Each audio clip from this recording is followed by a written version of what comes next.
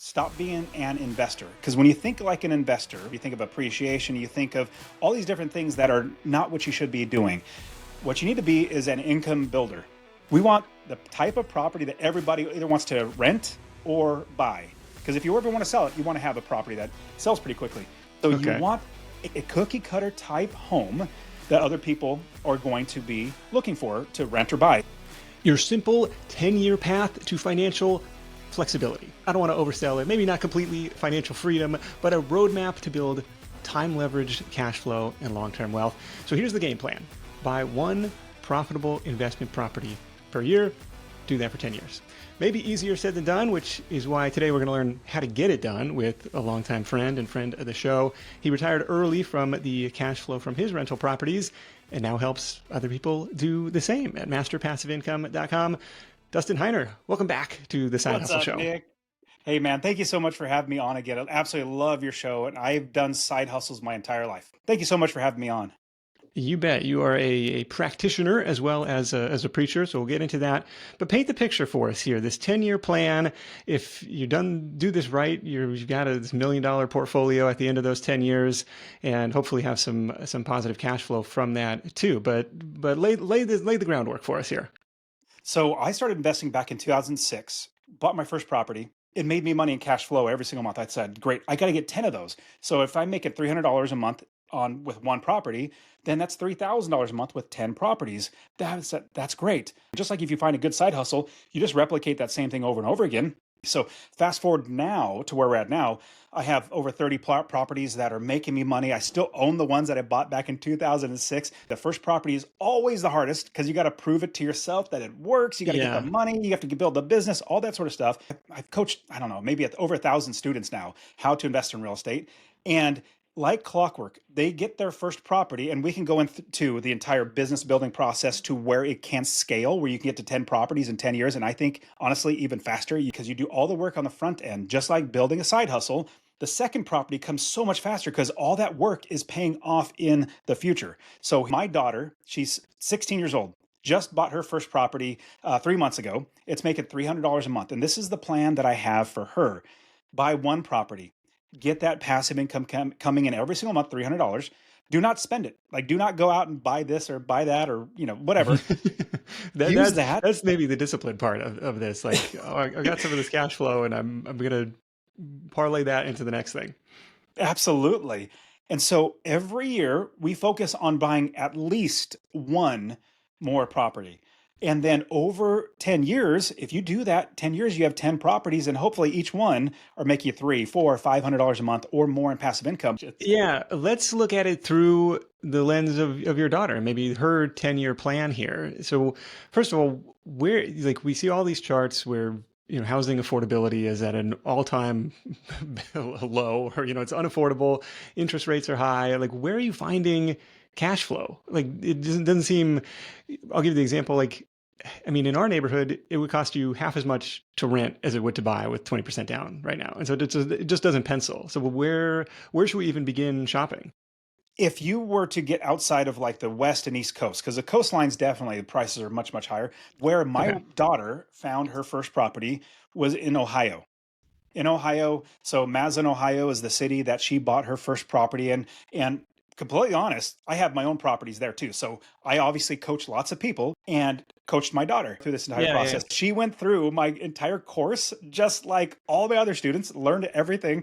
And so we went through the process together. It was Maslin, Ohio, which is really close to Canton, Ohio, Akron. It's kind of right between there, and bought it for $125,000. Now, she didn't have $125,000. She didn't have that cash that she could just buy it for cash. But what she did was she had savings that she saved up. I want to say it was like she had $2,000 that she saved of her own money. And then we had been putting aside money for college. And so I think it was like 10 grand. So we got $12,000 total and got a DSCR loan, a debt service coverage ratio loan. When you buy a house to get a mortgage, you normally make sure that the bank says, "Hey, do you have a job that you could pay off the mortgage?" That's the Right. way Yeah, they you're 16. qualify. You're like, well, even if I do have a job, Exactly. I'm working at McDonald's or something. Exactly. So this type of loan is a commercial loan. So it doesn't depend on your income. It depends on the property's income. How much money will that property make in cash flow from the rents? And if it'll cover the mortgage, cover taxes, insurance, all the normal things, and then make passive income on top of that, they'll lend you the money. And obviously, being 16 years old is going to be harder for her. So I co-signed because I'm dad. Yeah, I'm going to do that. Plus, I'll just take over the property if she stops paying for it. But in the end, you don't have to have a lot of money. Now, you might be thinking, I don't have $12,000. Completely understand. 10% of 125,000, that's 12,500. I even have loan brokers, or yeah, mortgage brokers, 5% down. I even know of, you can get a FHA loan, 3.5% down to buy a property. Now you got to live in there a year, but that's a great way to do it. We live in Tennessee right now and bought in Ohio, and we hire experts to do all the work for us. And here's one quick caveat: we don't just hire them after we're all done buying the house. In fact, I have lots of students, what they do is say, hey, Dustin, I bought a house. I did all the things those TikTok gurus told me to do, found a property, spent thousands of dollars to buy it, thousands of dollars to fix it up, then found a tenant, then tried to find a property manager. Well, then I called property managers and they all told me they wouldn't manage it because they get shot there. I'm like, oh, you don't have an asset anymore. You have a liability. Instead of doing that, instead of saying, property manager, I just bought this, will you manage it? You called your property manager and you found them before. We build an entire business that then is a system that we put in place. And we talk to the property manager beforehand, say, hey, property manager, you don't say, I bought this property already. You say, I'm looking to buy this property. If they say they won't manage it, then you don't waste your time, energy, and money to buy the property. What you do is you ask them if they, how much will it rent for? What's a vacancy factor, which means how often will it be vacant? Type of clientele, will you manage it? All those good questions. They say yes, they'll tell you how much it rents for too. So you calculate all your expenses. You make sure your income is also tacked down as expense. $300 is what I suggest minimum. And then as long as it rents for that total expense and you still make passive income, then that's a worthwhile property that you put into your business that makes money for you. Does that all make sense? So what's the rent in this example on the $125,000 Ohio house? $1,350. Okay, so there are still, they talk about the magic, 1% rule, where it's like, if I have a $100,000 house, I want it to rent for $1,000 a month. That's the 1% rule. And it's like, kind of a unicorn. In some markets, really hard to find, but you say, okay, these opportunities are still out there if you know where to look. The Midwest has been really, really good. I have some students investing in Indiana. I own property in Indiana. Tennessee's not bad. Memphis is a little more aggressive of a place because a little more crime there, but at the same time, a lot of investors going there. Alabama's been really good. As I was building out my business, I invest in Ohio, Texas, Arizona, Tennessee, and Indiana. All these different states. You don't have to invest in your backyard. You don't, like, if you live in Seattle or you live in San Francisco or really expensive places. You do Yeah. not have to invest in that city as long as you do it right, which means I suggest building a business, finding the experts before you buy the property, and them tell you if it's a bad property, if it's a good property, how Yeah. much it would rent for, how much it would cost to fix up, all of that. Then you buy a good property in the right areas. So it sounds like there's a two-tiered approach for people just starting out. Number one is, I mean, the database of Redfin houses for sale, like across the whole Midwest, like that's a huge spectrum to try and search and narrow it down. And then the second angle is this: well, I'm going to find property managers who are already on the ground, who already know the market, they know the rents, they know the neighborhoods, and trying to pair those two together and find this unicorn and find that match. But it still seems really, really daunting without some more constraint. Is there any filters or resources that you like to even narrow down that search a little bit? Absolutely, absolutely. And so here's how I would explain it. I tell everybody that can hear me, stop being an investor. Because when you think like an investor, meaning quote unquote investor, you think of appreciation, you think of all these different things that are not what you should be doing. What you need to be is an income builder. You need to build income every single month instead of trying to get for, hey, I'm going to get equity in 10 years or 20 years. It's going to be worth, double. You never know if it will. It might crash. But if you invest for income every single month, then it's going to go well. So here's what you do. You, in any city, or let's say you just pick a state. Let's just, I said Ohio. You're going to look at Ohio and Redfin or Trulia or Zillow. You're going to see a bunch of red dots everywhere, all the for sale properties. Build your business in a city that has a good amount of inventory that you can buy. Now, when I say inventory, That means every single property that you buy, don't look at it as a home. Look at it not even as a house. Look at it as a piece of inventory that you put into your business so that you hire the experts to do all the work for you. So if I'm looking in Ohio, and you can even just pick Alabama, you can pick Tennessee, you can pick Indiana, you can pick all these different cities, or sorry, states, and then you'll see all those red dots. And I'll give you the criteria that I give all my coaching students. We want the type of property that everybody either wants to rent or buy. Because if you ever want to sell it, you want to have a property that sells pretty quickly. Here's the criteria that we look for: a 3-bedroom, 2-bath, 1,200 to maybe 1,600 square feet. You don't want it too small that families don't want to live in there. You don't want to be too big where extra walls to paint and toilets to fix and all that sort of stuff. So you Okay. want a cookie cutter type home that other people are going to be looking for to rent or buy. And so when you're doing your filter, Zillow, Redfin, Trulia, put those in: 3-bedroom, 2-bath, 1,200, 1,700 square feet. You're going to do great there. Then once you start looking, you'll see the red dots. And then we'll look for cities that have good inventory. You don't want a city that has like 3 homes. You build a business, you find all the right people, but you only have 3 homes to buy, then you're done. Then you can't scale. Indianapolis has really, Memphis has a lot of, Birmingham has. You can even just start those cities. But here's what you do. Here's the secret sauce that I at Master Passive Income coach on my podcast that I constantly teach is we build a business first. Because if you start looking and calling realtors, this is a sad thing. I get students, they'll say, "Hey, Dustin, I found a great city, lots of inventory. I have 5 realtors already sending me deals." I say, "Whoa, whoa, whoa, whoa. Well, do you have a property manager?" No. Do you have a contractor? No. Do you have an inspector? No. You don't have any of these things and you already have deals coming. What happens if you bought a property and it's the wrong area? Because it's a big city. Indianapolis is a big city. There's bad areas that you might not want to rent, that doesn't get good rents or has crime or whatever. So what we do, here's the key thing. We find a city has good inventory, lots of properties to buy that we want. That'll be great. That could rent for more than our expenses, which would be great. Then we stop looking for properties. This is key. You're not going to hear very many people talk about this. We stop looking at properties. The next thing we do is we find our property manager. We find our property manager because they're the ones going to be managing it for the longevity of the entire time you own it.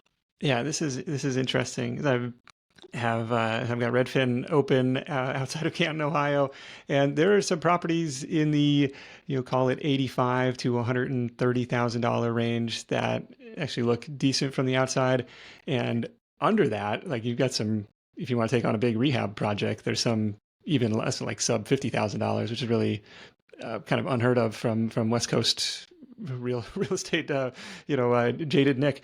So, but at this point, you say, okay, stop shopping, start looking for a property manager. What makes a good property management company in your eyes? Here's what we do when we're looking for a property manager. You hire slow, which means you interview many different property managers. You interview them many different times, ask them many different questions. In fact, I have a list of 22 questions and answers that I give my students, that this is the question you should ask. And here are the answers that you should be getting, or somewhere around there. And, if you want to deviate from that, it's your own risk tolerance, if you're okay with deviating from that. But at minimum, we interview 6 different property managers. Google search is probably one of the best ways to find. ChatGPT Okay. started to come out too, where they're finding property managers for you, which is interesting. AI is doing that work for you. But once you get a list of 6, you call each one of them 3 different times. Let's say on a Monday, you call the first call. Second call, you call on a Wednesday. And the third call, you call on Friday. The reason why is I hate when property managers cannot call you back within 24, at most 48 hours. Because if you're trying to hire a property manager and they don't call you back, and this is before they have your money, imagine when they have your money. Are they going to call, "Oh, this guy again, I don't want to talk to him." So you want a good, reputable company, because be completely honest, it's very easy for somebody to get a hat, put it on, meaning I'm a property manager, and they'll put that property manager hat. It's very simple to do that, but it's very hard to be a good property manager. So we interview them 3 different times: a Monday, Wednesday, Friday. Each time we interview them or call them and just chat with them, it's, when I say interview, it's talking to them just as a normal human being, just see their business. Each one gets very short, or shorter and shorter. First one should maybe be about 20, 30 minutes, because you're asking good questions. And then after you go through all 6, then you take those and you rank them. Hey, this was number 1. I really like this company. Number 2, this is second best, third best, and all the way so forth. Wednesday, You call them again. You maybe do 15 minutes, 10 or 15 minutes, and then you re-rank after you ask those questions on the Friday. The last call, last 5 minutes, you call the top three. And you just verify that they're going to call you back, that they answer. Like, anybody could have a good call at the beginning. The Yeah. first call, they sound good. But this is the longevity. You want to make sure you have somebody that you can trust with your money, with your property, and never talk to them because they're sending you money over and over again. So that's what we do is we hire slow and fire fast.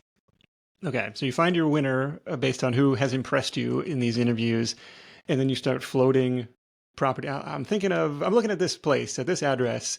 What do you think? What do you think of the neighborhood? What do you think it would rent for? That kind of stuff? Absolutely. So another key tip I'll give you. So property managers are paid to manage properties, not to go look at properties. Honestly, like this is one-on-one coaching I give you because a lot of students have ran a property manager ragged. Hey, go check out this property. Go check out this property. Go check out this Yeah. property. They don't get paid to do that. Realtors get paid to look at properties. So you don't want to get fired by your property manager by having them run around everywhere. Have them look online, just give them a list of five and say, hey, these are the five properties. Tell me, just look online, how much it would rent for, will you manage it, and just the area. And then you have your realtor go over there and take them out. Okay. So there's another piece of the pie is I want to find a local real estate agent who knows the market. Absolutely. So, well, no, let me take that back. No, I never use a quote unquote buyer's realtor anymore. I find the properties through Redfin, Trulia, Zillow, and I find the seller's realtor. Here's a big tip. This is what we investors do. I find the seller's realtor. The seller's realtor, because I already found the property, the seller's realtor, I'm going to have them represent me. So they're going to get both sides of the commission. They're really going to want me to buy the property as opposed to anybody else because they're getting full commission and I'll get a little bit more insights and they're going to go to bat for me as well. But that's a conflict of interest, right? The seller's agent can't have the buyer's best interest in mind when their role is to get the highest price. Like there is kind of a natural issue with dual agency. There's nothing illegal about it, and there's nothing No. unethical. They have to tell both. Hey, I'm representing the buyer now, and I'm representing the seller. So as long as you do that, then you're completely on the up and up. So just basically whoever is the listing agent on the property. Correct. So when I find and here's a big thing too. I don't just try to find my properties. I have other people send me deals. Remember, I want it to be hands off. And just like you, I love having my free time. So I have so many people sending me deals. Wholesalers, those are people that are like realtors, but they're not necessarily, they sell the deals to you. Other investors send me deals. Property managers send me deals. Title companies send. Everybody knows that I'm an investor, and I get deals sent to me because I tell them I'm an investor. We find the property manager first, but then we also let other people, like all of our fishing poles, our lines in the water. Everybody is trying to look for properties for us. Okay. That's fair. Okay, so we've got the pieces of the puzzle in place. We found the property manager. We found this property. We've kind of gotten their green light. Yeah, it seems legit. Here's what we think it's going to rent for. It matches our cash flow criteria based on what we project our debt service is going to be. And now we go out and look for financing. Like what do you think is the next step here? Financing is the easiest. Honestly, it's very easy. I want to say 18 different ways to get financing to buy properties. But like if you're on the call or if you're listening to this and you're thinking, man, Dustin, I don't have very much money. It's like, honestly, you don't need a lot of money, but the financing, you need to just quote unquote know that you can get financing in one or two ways. So here's what I would suggest. When you're starting, like you're building your entire business, finding your property managers, finding the inspectors and all that sort of stuff, you find a couple good mortgage brokers in that state, that entire state, because some mortgage brokers don't go from state to state. They only might be in that state. In fact, my students, I've got a list of like 20 different mortgage brokers that my students have used, got great interest rates, great everything, and fees. And so we call up one or two mortgage brokers and just tell them our situation. Here's our credit. Here's where we're at. I want a DSCR loan, a debt service coverage ratio loan. And they help you to understand how much money you can afford if you're going to buy a property. Does that all make sense? So we're building that first so that we understand the parameters that we're going after. I imagine they're still going to want to know your own credit worthiness, your credit history, your income, that kind of thing. But they're going to base the loan off of, hey, the projected rent is $1,200 a month. The projected expenses for this is 800. So you have this margin to play in, so we can lend against that and the equity in the home or the value of the property versus purely based on your income and your ability to repay. They don't always run the credit. I'll give you an example. So I bundled, and this is another a creative and crazy way that you can get financing. So I had 6 properties that were owned free and clear over in the Ohio area, and I bundled them together in a DSCR loan. The DSCR loan, they did not even look at my credit. It wasn't even a credit pull. It was on the business because I have a business that owns the properties, which I Yeah. teach all my students how to make sure we have the right LLCs, the right trusts, all that sort of stuff set up. And they did not pull my credit, and it's not even on my credit. So I pulled out 500 grand, no, $550,000. And so I put, you and have invested in my apartment complexes, and I took that money out of the equity of the properties and I put that in my new apartment complex that we buy. And so I now have a tax-free loan. I didn't have to sell the property. It still makes me money tax-free. And I put it inside there. And my tenants, obviously, because the rents are going to pay off the mortgage. But here's the great thing. Their sales pitch for DSCR loans is when you go and buy another primary residence, this loan of $550,000 is not going to come up on your credit. It's not even be a credit pull because we're looking at the properties. We'll just take the properties. Does it all make sense? Yeah, I'm starting to see the light here. I've always been a little, and maybe just from like the standpoint of, well, if you already won the game, why take additional risk? Like from my perspective today, 20 years into my working career, right?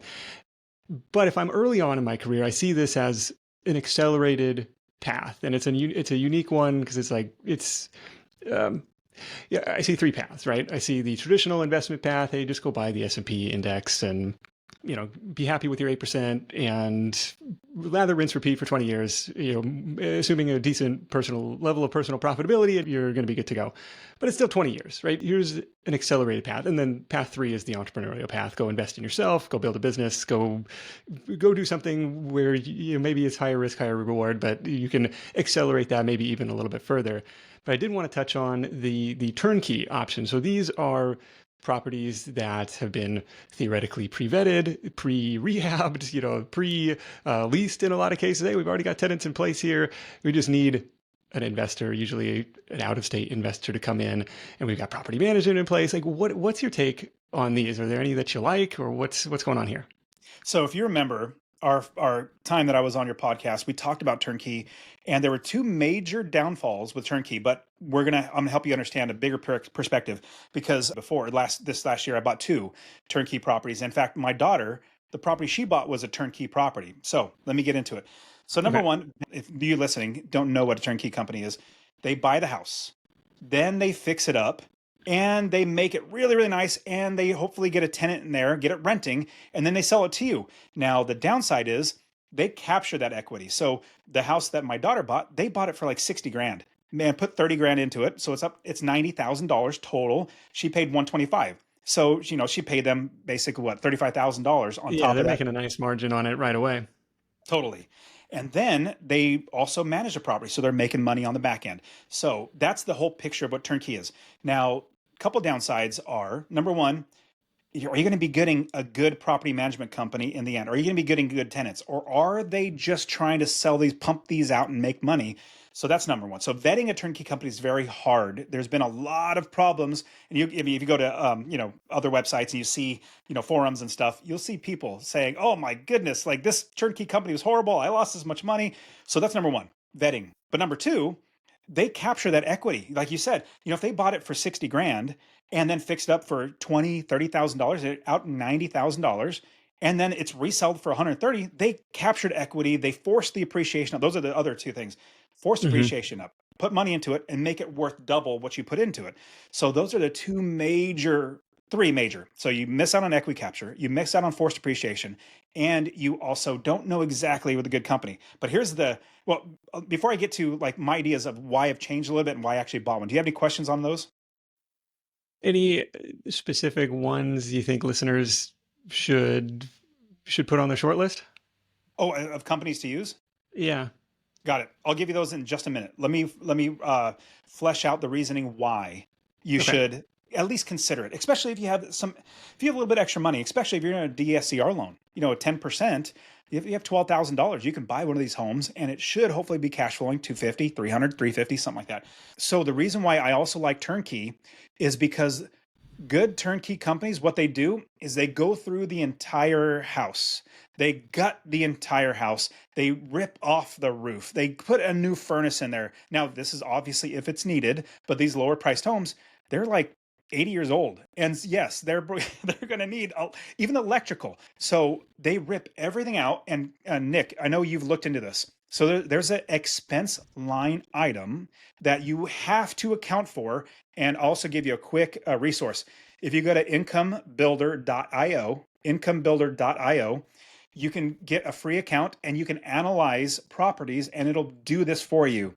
But you need a capital expense reserve. That means big ticket items, huge, large ticket items like a roof. That's going to be 5, 10, 20 grand. You never know how much it's going to cost to get fixed. A Yeah. furnace, a furnace is going to be 5 grand, probably 3 to 5 grand.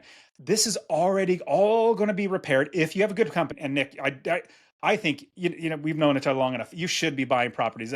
You should have your own properties. You can give them to your kids, all the good stuff.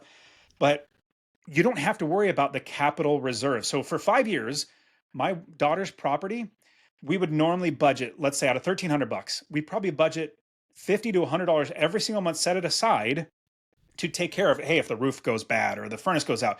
Well, for at least 5 years, we're not going to need to worry about that because this is brand new stuff. And then also on top of that, here's an amazing thing. You get better clientele because it's top notch. For, you know, cabinets are ripped out. It's a brand new kitchen. Everything's fresh. It feels like almost a brand new house. So those are a bunch of amazing reasons why you should get a turnkey company.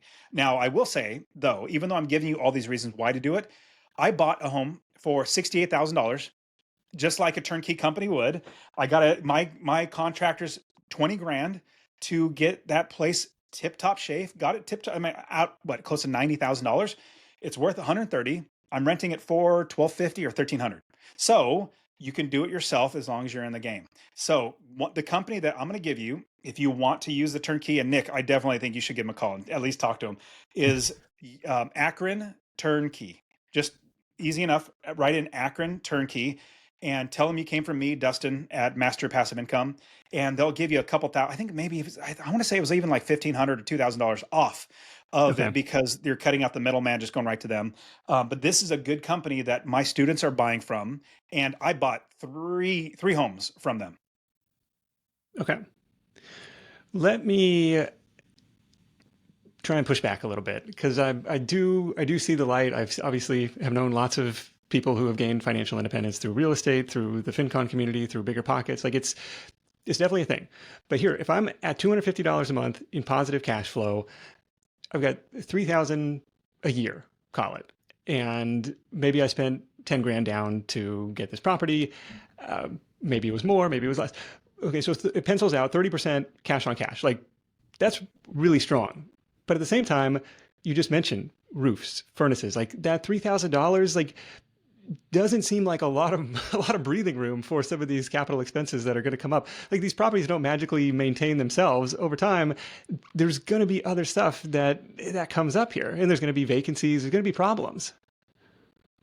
So I'm glad you're pushing back, and it got me thinking. I did a workshop with my students recently where I walked them through and we talked about this on your last episode, but I got it even more dialed in. I got the numbers. I just pulled them up. So the 6 ways you make money investing in real estate, and all those things that come up. Like I'm impressed you remember anything from this episode 5 years ago. This is like episode 387. It was like 300 episodes ago.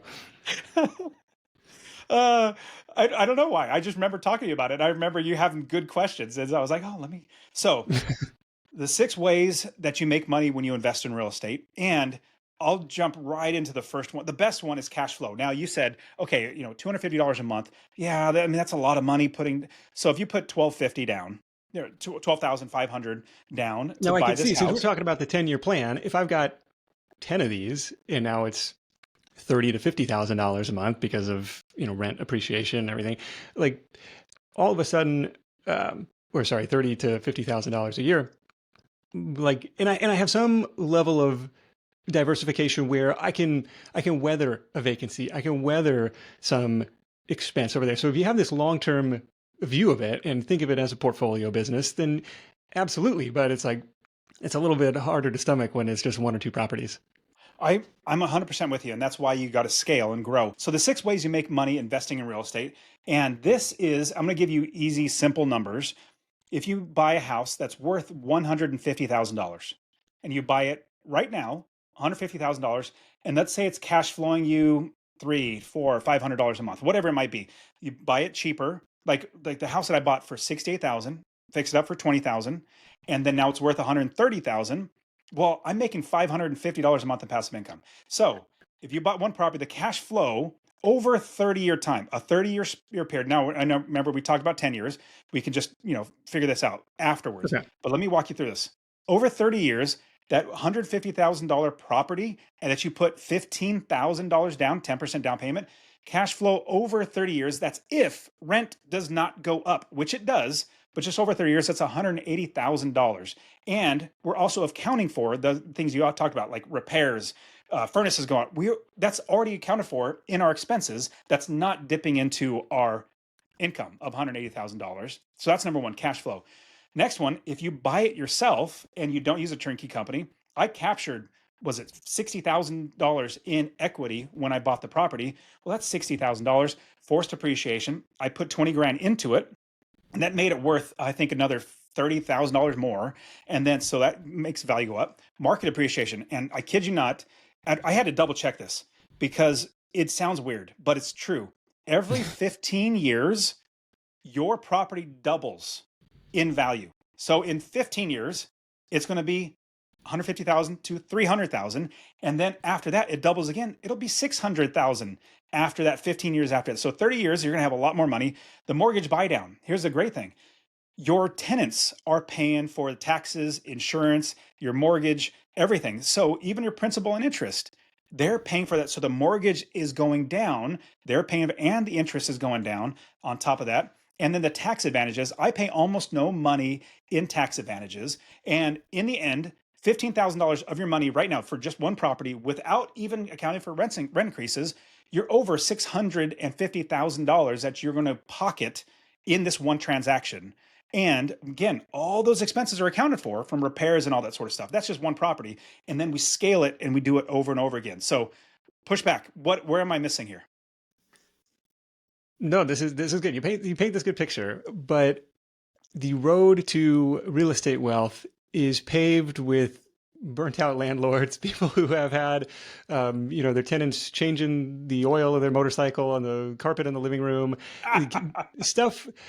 Even our, friend of mine, my former accountant, Josh from CPA on Fire, he, posts these pictures of these trashed houses, and he's like, well, this is what I woke up to this morning. Here's a text, or here's the SWAT team is outside the apartment today, and so it's like that kind of stuff happens. And so what separates you and your students from everybody who is like, dude, I tried it, and for whatever reason, the tenants that I attracted, the market, the neighborhood, the hurricane that came through, like bad stuff happens where it's like, if I could just, buy a portion of the 500 largest companies in America and just let those CEOs go do their thing, then, that's I sleep a little easier at night. But there's two sides to it, because it's like higher risk, higher reward. And I think you mentioned the leverage and the tax advantages and all that stuff that goes into it. But what breaks this plan? What breaks landlords down here?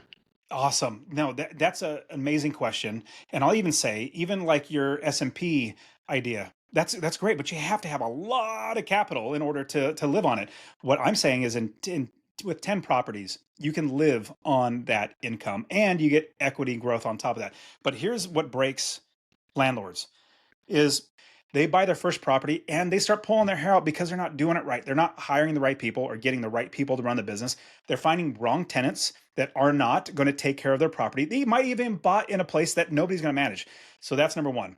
We build the entire business, get the experts. Like Redfin's not an expert, Trulia, Zillow, those are not experts. Who are experts? It's the people that live there on the ground in that city they're the experts going to be talking you through which areas are great. In fact, one And so here's far, here, this is all sight unseen. Like your daughter's house, like did you guys fly up there to do a final walkthrough not or at anything? all. It's all Not remote. all out of the 30 plus properties that I own, honestly, even the two apartment complexes. So the 30 plus properties, I've seen one of them before I bought it. And then I haven't seen the other ones. I Yeah. see pictures and I have experts.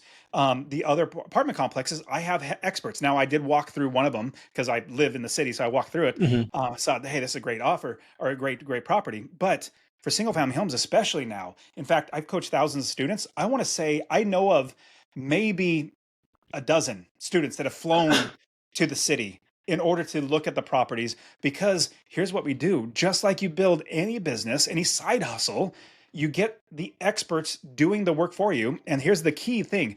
Remember, if you're a beginner, you don't build a business if you don't follow most people just buy a property and they try to hope it works out. But what I teach all my students to do, we build the entire business first, and then we have multiple people check each other's work. We don't just say, oh, we got a contractor. Okay, good. And here's your money. And then, then they run off and they didn't do any work.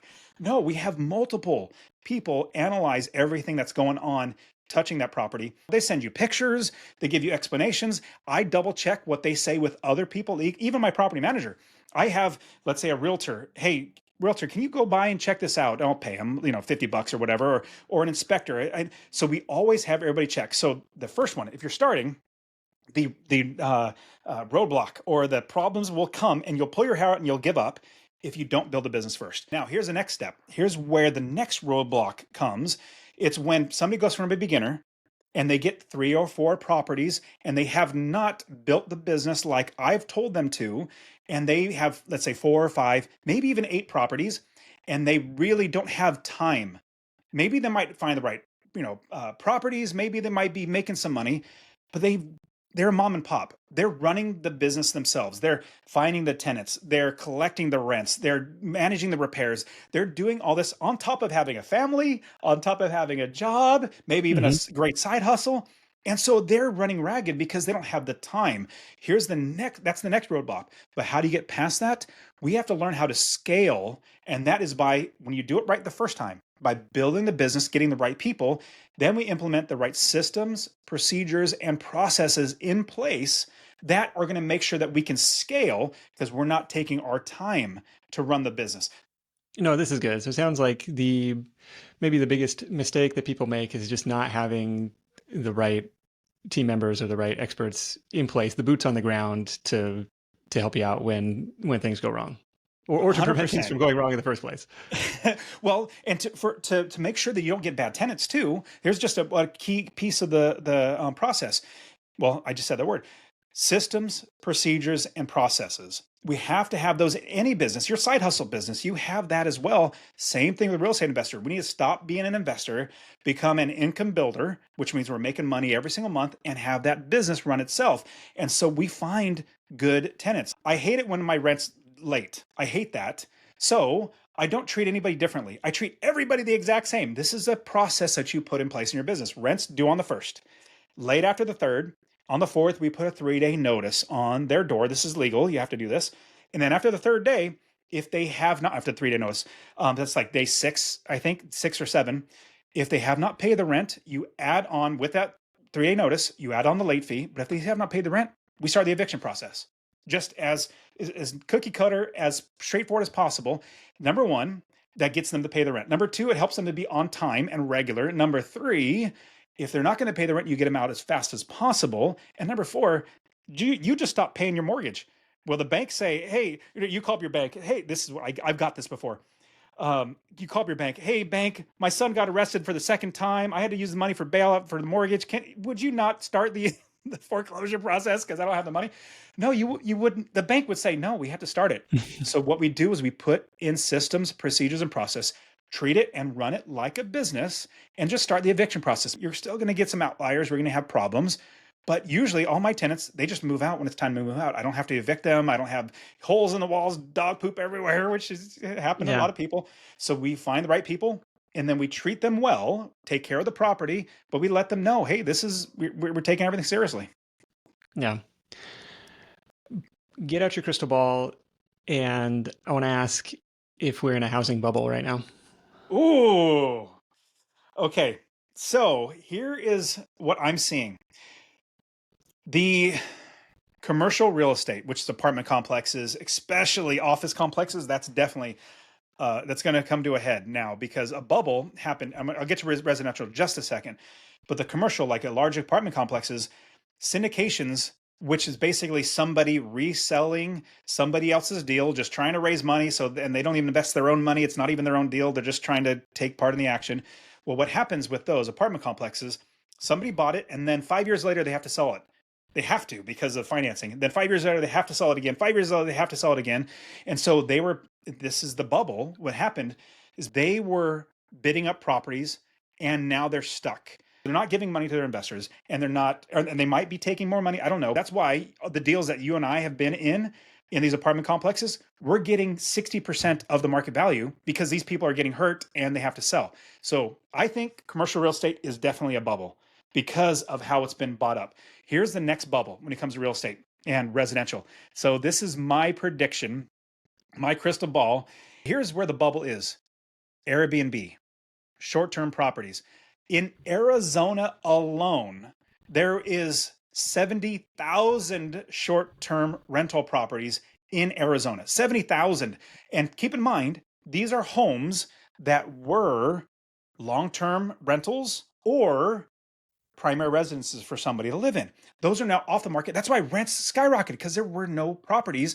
Now, here's the thing: with that many properties, the amount of money, and these people, they were following these TikTok gurus on there. Hey, I got 3 properties. I make 80 grand a month, or all these fancy things.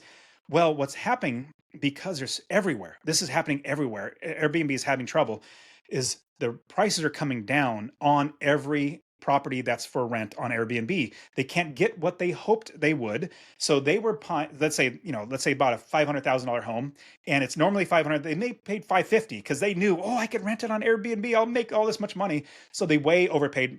The price went up on the property.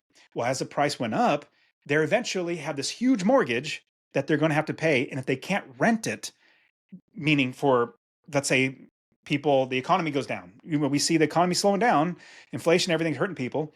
So people travel a lot less. That, as well as supply, there's a way oversupply of properties that makes the amount of money they can make per month in rent from the short term, it's going to be hurting them. So they're going to have this mortgage payment. So I think eventually in the next year or two, we're going to see a lot of properties foreclose because these Airbnb properties were way overpaid and they're not making money, and it's going to hurt the economy in the long run. So that's my prediction. Yeah, Commercial real estate, particularly in definitely like bubble. tourist areas, like high travel areas.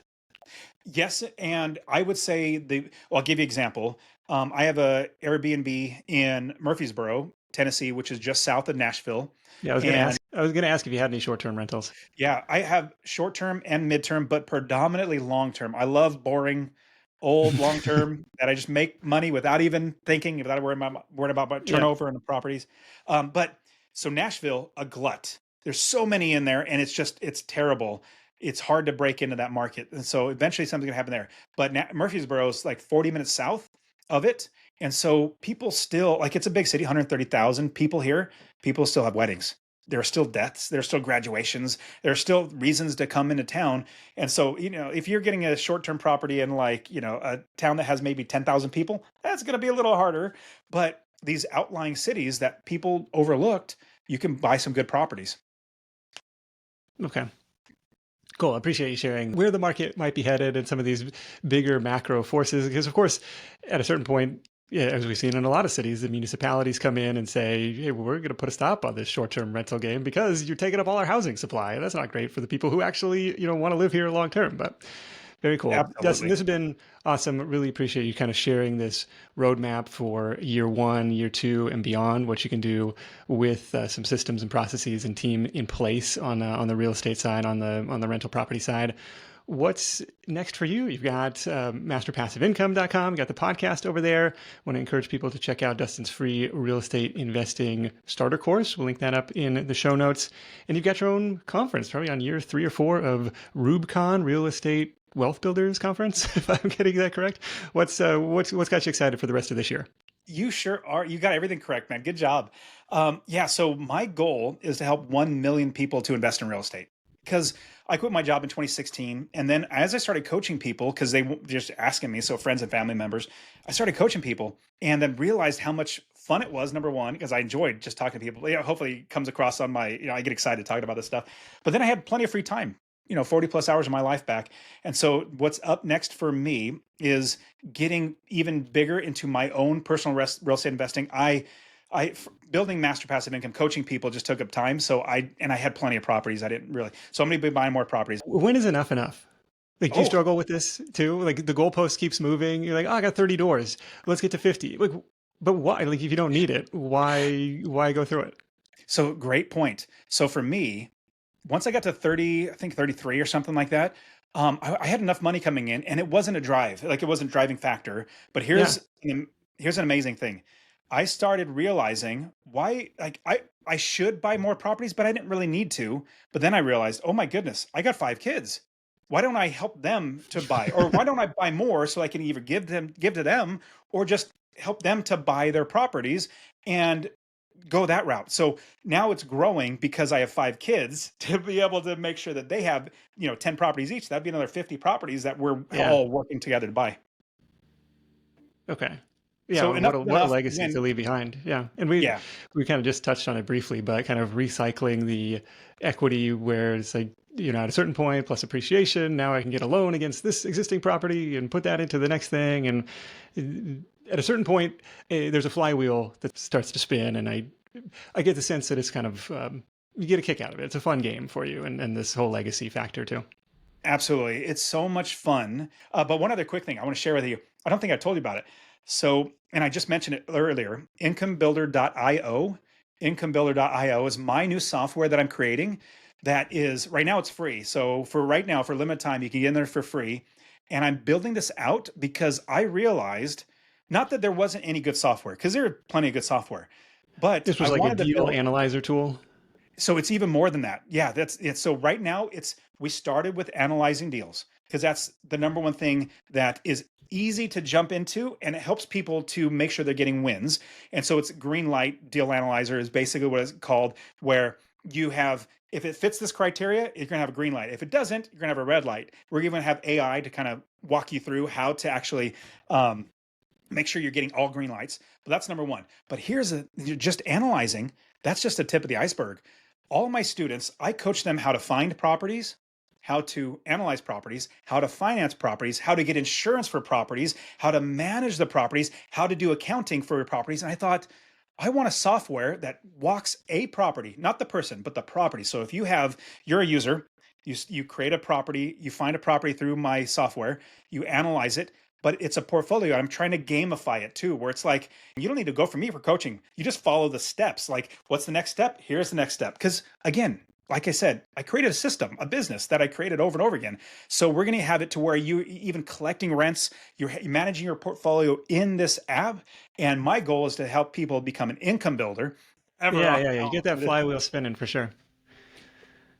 Well, this has been really cool. You definitely got me thinking harder about adding some direct real estate ownership back into the portfolio. It's been a long time, so there's that. I'll chalk that up as a win for Dustin. Not that we were trying to have any sort of debate here, but let's wrap this thing up with your number one tip for Side Hustle Nation 2025 edition. Does not have to be real estate related. You got side hustles on side hustles here.